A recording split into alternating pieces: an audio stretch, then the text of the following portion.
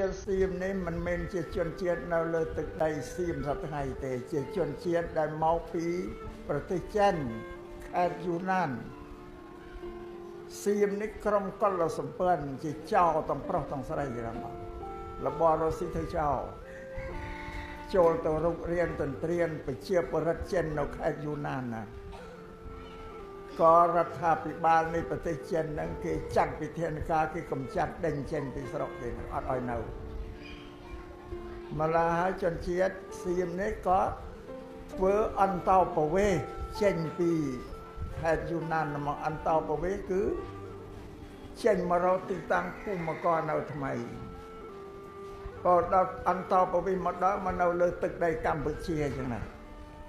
ដីសៀមសប្តាហ៍នេះដីកម្ពុជាយើងពីសង្គមណាបង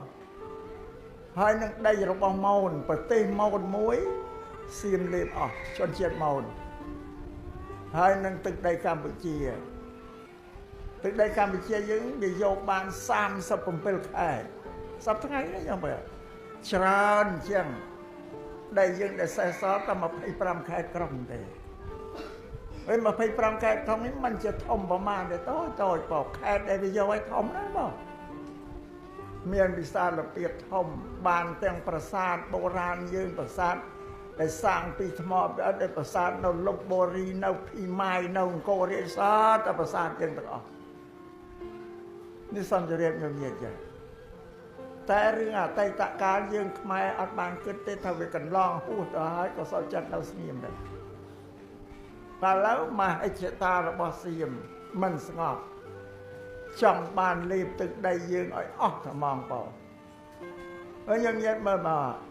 តែខ្មែរសូរ៉ែនខ្មែរស៊ីសកេតខ្មែរអង្គររាជខ្មែរប្រជាជនសោះតែខ្មែរទាំងអស់ដែលសៀមវាមកយកទៅត្រួតត្រាខ្មែរទាំងអស់នោះនៅក្រោមការគ្រប់គ្រងរបស់សៀមមិនដឹងទៅណាបើភូមិកំណើតខ្លួននឹងហ្នឹងក៏នៅទៅញោមទៅសរិនអីទៅបើមិននិយាយខ្មែររញោនេះគឺស្អាខ្មែរបើទៅបរិរាមទៅអង្គររាជអីណាសិតតែខ្មែរអ្នកអាត្មាសូមលើកប្រវត្តិរបស់សៀមណាគឺមិនចប់ទេបងចង់លេខយកទឹកដីយើងឲ្យអស់រលីហើយពីមុនមានកម្ពុជាក្រោមខ្មែរក្រោមខ្មែរកណ្ដាលខ្មែរលើឥឡូវវាចង់លេបខ្មែរកណ្ដាលឲ្យអស់រលីកុំឲ្យមានខ្មែរកណ្ដាលទៀតបង